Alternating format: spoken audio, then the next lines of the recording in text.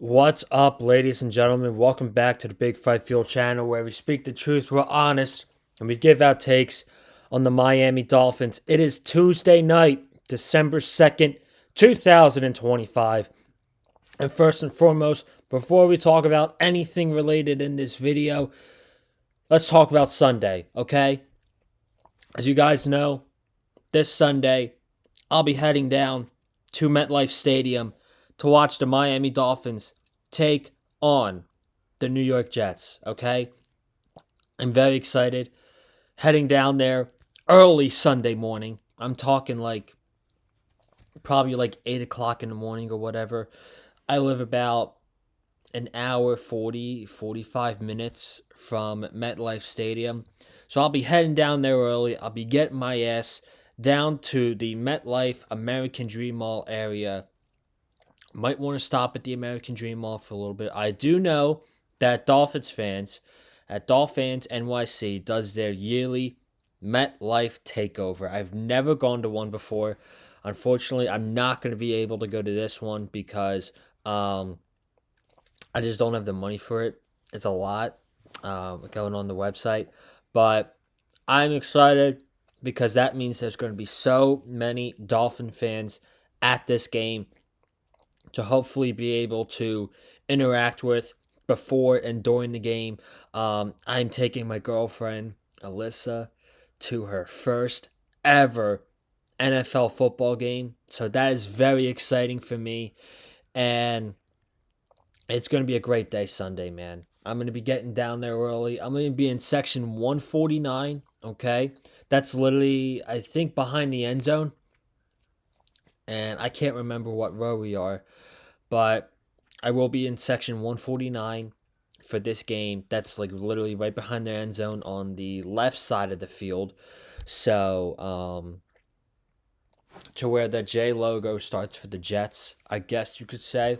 And they're really good seats too. And I didn't get them they weren't even that expensive because the Jets are 3-9. The season's basically done for them, even though they're playing really inspired right now. And we'll talk about that in this video. And I'm excited to get down there, man. I cannot wait for Sunday. Of course, you guys will be getting a full-on preview for Dolphins Jets on Friday. And then Sunday, you'll be getting a vlog from MetLife Stadium. It probably won't be up till late, like at night. Like I imagine, and probably get home like around maybe by the time Sunday Night Football kicks off, like around the first quarter of the Sunday Night Football game. So yeah, that vlog will probably be up like around 10 o'clock ish on Sunday night. So, I'll talk about it plenty more times on here and on Twitter. And be on the lookout for that. I'm just so excited. This is my yearly Dolphins game. Like I've said numerous times, I try to go at least one Dolphins game a year. I've been to at least one since 2021 when they played Tom Brady and the Tampa Bay Buccaneers, and they got their asses whooped. I've only seen them win twice in my lifetime, but hopefully on Sunday we can make that 3. They're on a 3-game winning streak going into this game. Okay, it's very exciting, and I can't wait to get down there, man. But we got a lot to talk about tonight because as I'm chewing a Jolly Rancher,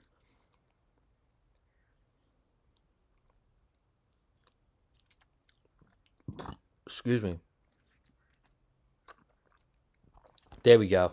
All right, it's gone. Anyway, we got a lot to talk about tonight. As you see, if you see the title, like the little text description down below on the podcast, for the first time this season, the Miami Dolphins are going to be dealing with something that historically they are not good in. They are not good when it comes to playing in cold weather, and with a particular head coach and quarterback And when the Dolphins have these cold games on the road, they just stop being physical. They don't tackle. You guys remember that game in Green Bay last year? That was an absolute shit show for 3 hours of non-tackling. And I know it's the Jets, and the Jets are 3-9, but at the end of the day, it's on the road, it's cold, and it's a division rival. So this is a big deal for the Dolphins. Every game is a big deal for the Dolphins here on out. And you got to take this one game at a time.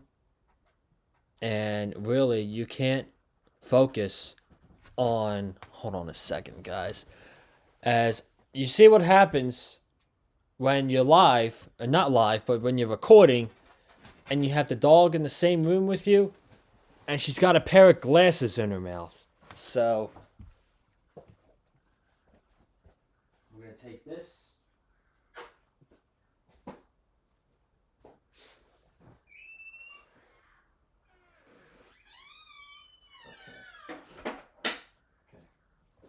All right. She won't leave. Dog won't leave. So, that's what happens, I guess. That's what happens. But before we actually dive into all of this, if you guys haven't already, be sure to go ahead and check out the post-game recap of the Dolphins defeating the New Orleans Saints 21-17 this past Sunday. It'll be up in the last 20 seconds of this video. If you just got to click on it, it'll take you right to the podcast. And of course, don't do that until you've watched the entirety of this show. So, the Miami Dolphins, they go on the road Sunday, 1 o'clock, against the New York Jets. And, we're going to talk more in depth about the game on Friday with the Jets, and we'll have an idea of like injuries and stuff like that. I feel like the Dolphins are pretty healthy going into this game for the most part. But the biggest factor for me going into this game is going to be the weather. And right now on the forecast, the weather is going to be cloudy and 40 degrees on Sunday. And let me try to find it, because I saw a tweet earlier today. Here we go. I saw a tweet today about Tua Tagovailoa and his record in the cold weather and how Tua performs when it comes to the cold. So this is from Joe Shad on Twitter, with the projected temperature expected to be 38 degrees at kickoff for the Dolphins and Jets on Sunday. Tua in his career, when the temperature is 46 degrees or colder at kickoff, is 0-7. Okay, so below 46 degrees, Tua Tagovailoa is 0-7 in his career.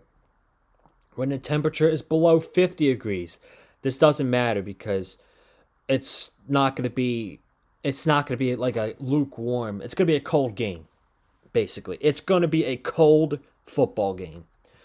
Tua is 1-8 when the temperature is 50 degrees or below. Tua has won twice in New York in late November, and he's 6-0 in his career against the Jets. Tua has never lost a game to the New York Jets. So, it gonna be cold.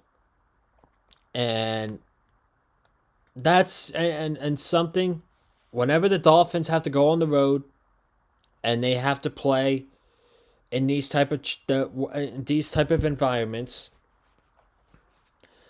The word that you're going to hear all week, and you're probably going to hear it next week too because we play in Pittsburgh. Um, the word that you're going to hear is narrative. It's another narrative that the Dolphins have to crush. That they can go on the road and they can win in cold weather games. And then next week, it's going to be another narrative that they can go on the road against a solid football team and win in a cold environment. Because now it's December. Now you've gotten yourself in this position by winning 3 games in a row. You have to win out the rest of the season. And in doing so, you have to go on the road in cold weather games. And it doesn't matter who the team plays. Because the last game of the season last year, they went to the exact place they're going to be on Sunday, and they lost. They lost, and the defense stopped playing in that game.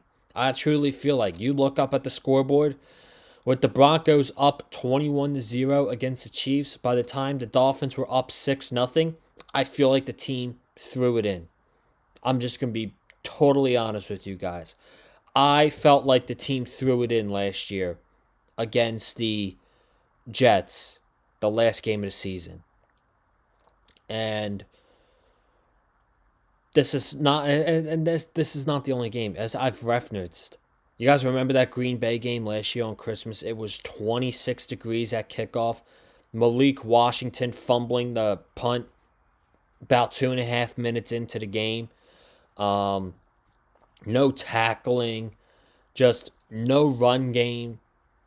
And the run game is even more crucial in this game because now you got 3 running backs that you use in the running game.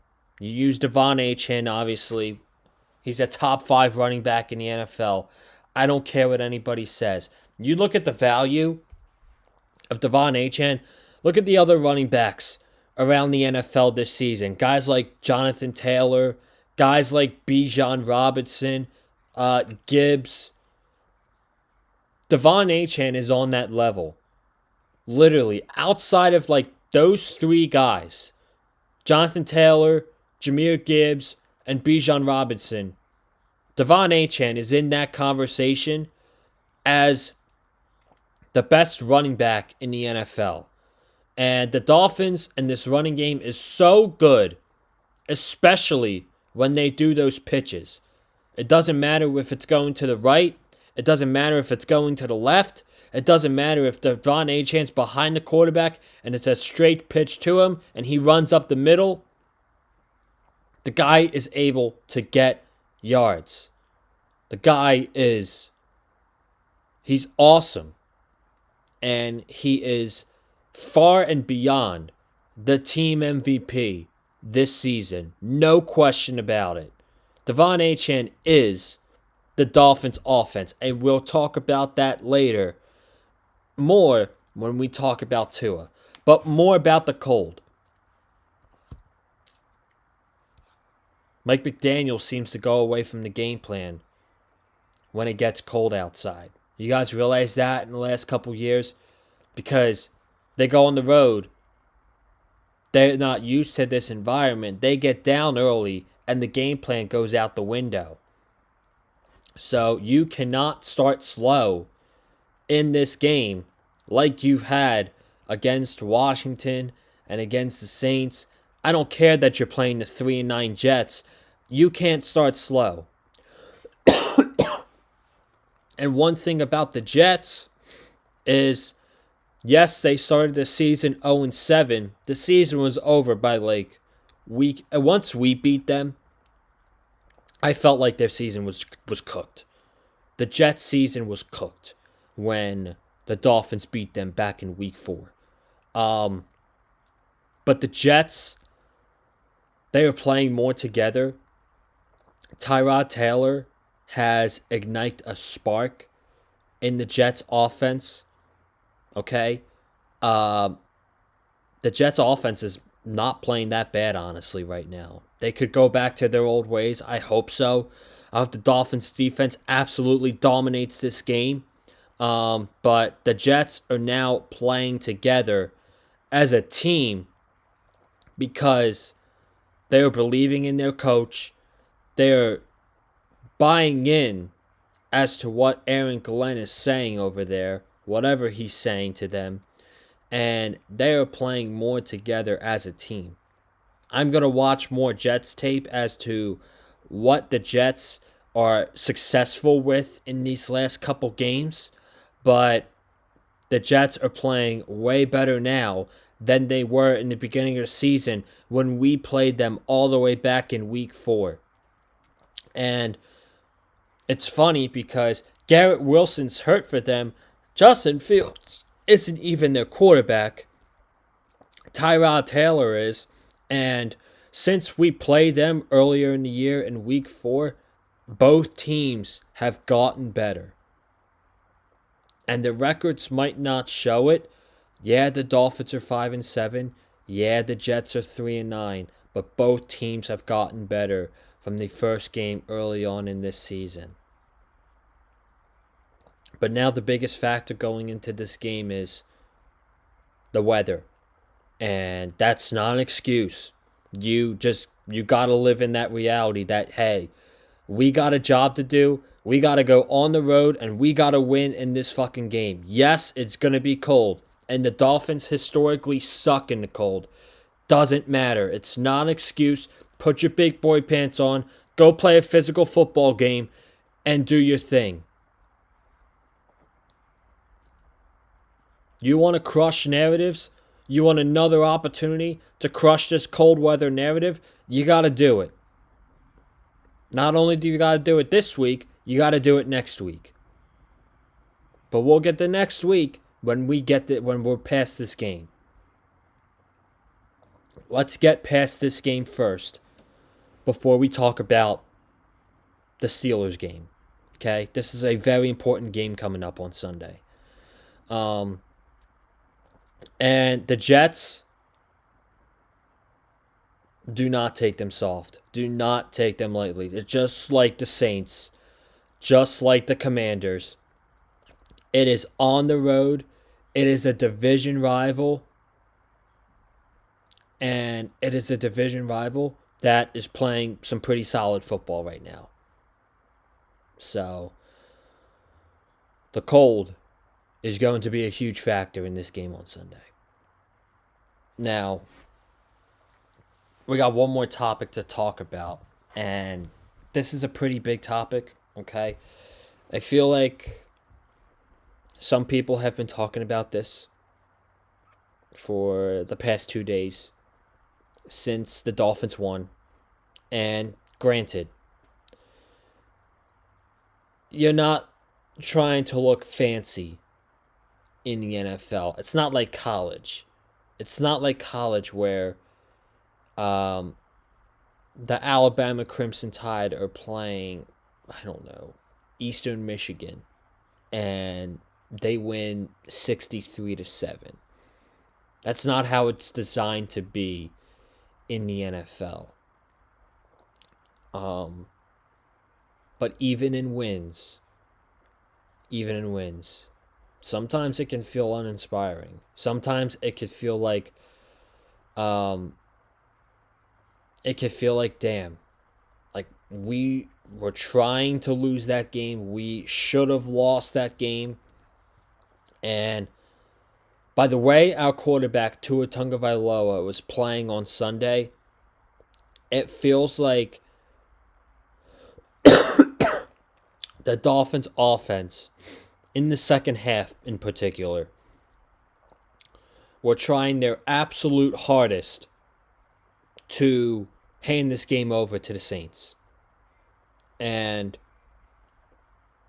now you escaped because of the defense and Devon Achane. You won the game by 4 points. And now you got to ask yourself, you have this time, you sit back, and you just think, is it time to admit that Tua Tagovailoa is holding back the offense? And for the longest time, I really didn't want to believe it. And last year, my first part of blame was Mike McDaniel.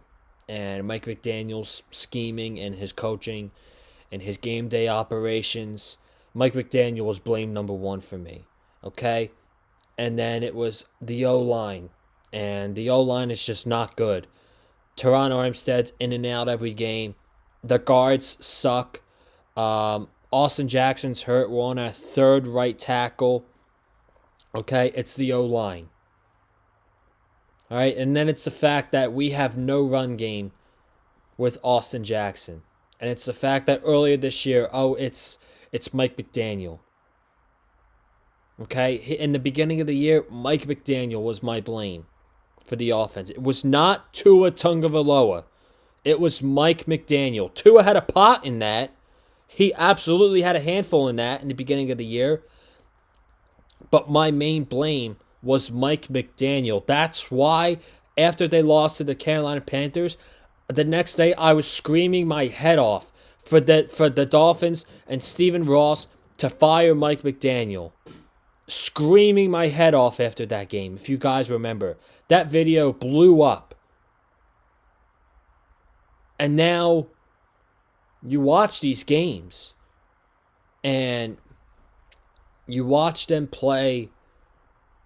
You watch them play the Ravens, and you watch them even in the wins against Buffalo, against the Commanders, against the Saints. Even those two games, the Commanders and the Saints, those are opponents that 2 years ago, Tua would have absolutely lit them up. He would have lit up the Commanders, and he would have lit up the Saints. He would have lightened them up like a fucking Christmas tree. 300 yards, 3 touchdowns, passer rating of 120, pulled in the fourth quarter, resting as he's getting ready to play in the next game the following week. Now you see him, and he is... he's 26 years old. So I'm not ready to use the term washed, but he's slow. He can't move when the pocket collapses. And I think really the best way to describe him right now is he's unathletic. Like, he can't run for first downs, even on short yardage situations. He made himself look like an absolute moron on Sunday when it was 3rd and 4, and he had to take off and run, and he slid, and he's pointing like it's a first down. Meanwhile, he was 1.5 yards short of the first down. And what do you know? The next play, we get blown up, and we turn the ball over on downs.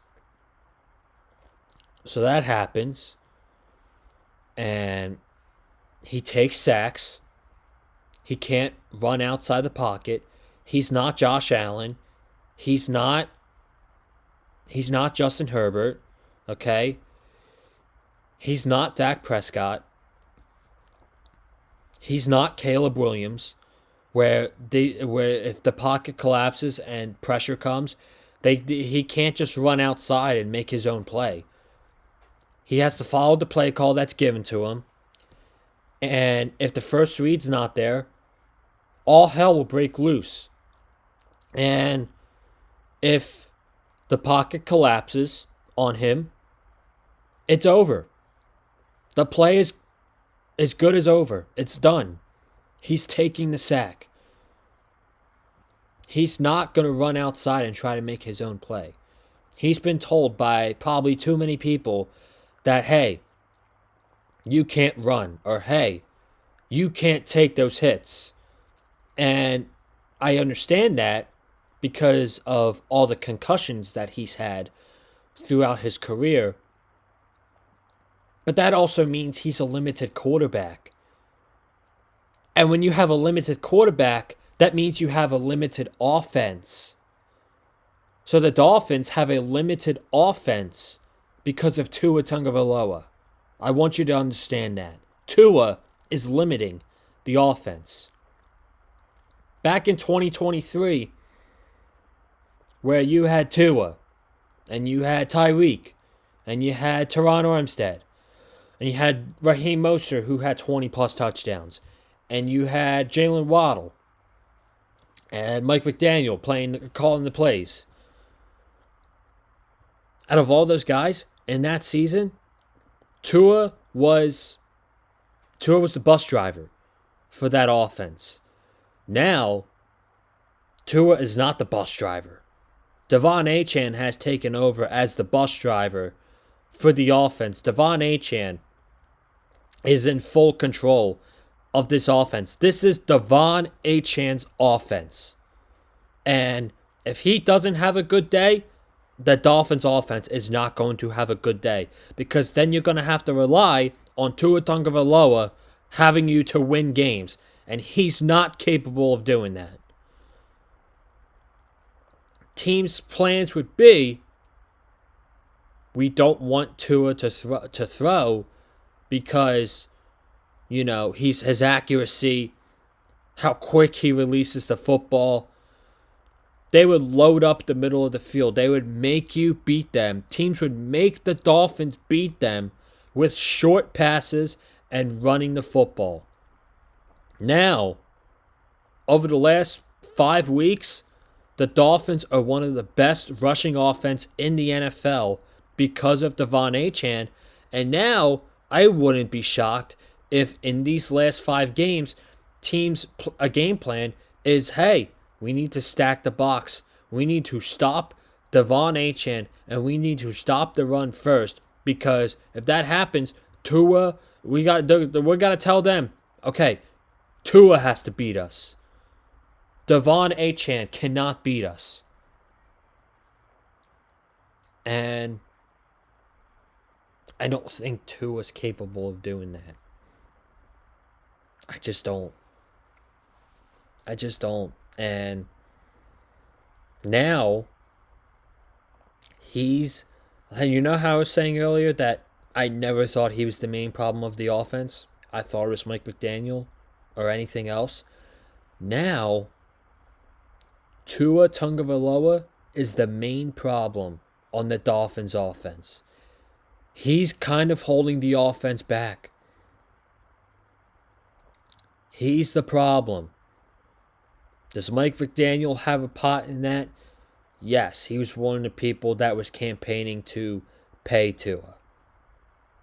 When we paid Tua last year and he came out in training camp and shouted out, "Show me the money," it was the beginning of the end for Tua in Miami. And I don't know, man. It's not like these last couple weeks. Yeah, Mike was dreadful against Washington, but it's not Mike McDaniel's fault. It's not the O-line's fault. This is actually one of the better seasons I've seen in a long time from the Dolphins O-line. And I think a main reason of that is because these guys have been playing together all season. These guys have been playing together the entire season. And that's great because we have never been used to that as Dolphin fans. Hopefully I didn't just jinx myself by saying that, but so far, these guys have played together all season. And now this is one of the better seasons from the O-line I remember. It's not great, but it's pretty darn good. It is pretty good from what I've seen from the O-line. So the blame is not Mike. He's got some blame, but not all of it. The blame is not the O-line. O-line's got no issue. It's not the receiver's fault. He has weapons. It's Tua. He's slow. He's unathletic. And he's not accurate anymore. You know how he's not accurate? He's not making passes like he was. 2 years ago, he hits that 3rd-and-1 pass on Julian Hill. He hits that pass to Cedric Wilson over the top. He doesn't throw a lollipop to Jalen Waddle with a safety over the top. He doesn't do that 2 years ago. He does it now. And he's not reading the field well at all. He's not. But the main concern with Tua is he's not athletic. He's not an athletic quarterback. So, I think it was finally time to have that discussion. That Tua's holding the offense back. And apparently he's not working with the same trainer he had 2-3 years ago. So that might be an issue. I don't know. But he doesn't look good. Despite the Dolphins winning 3 games in a row, getting themselves to 5-7, he doesn't look good. So, I guess we'll see what happens Sunday at MetLife. But we will be back Friday to preview the Miami Dolphins going up to take on the New York Jets. We'll have a full in-depth preview for you Friday here on the Big Fight Fuel channel on Fins Up Friday. So subscribe. And then, of course, the vlog on Sunday from MetLife Stadium. Dolphins, Jets. I will be vlogging at the game. Subscribe. Comment down below. Hit the like button if you like what you heard from me. Follow me on Twitter and TikTok as well. Conlon_Joseph. And I will see you guys Friday for the preview between the Miami Dolphins and the New York Jets. So, have a good night, guys. Stay safe. And as always, stay classy and go Dolphins.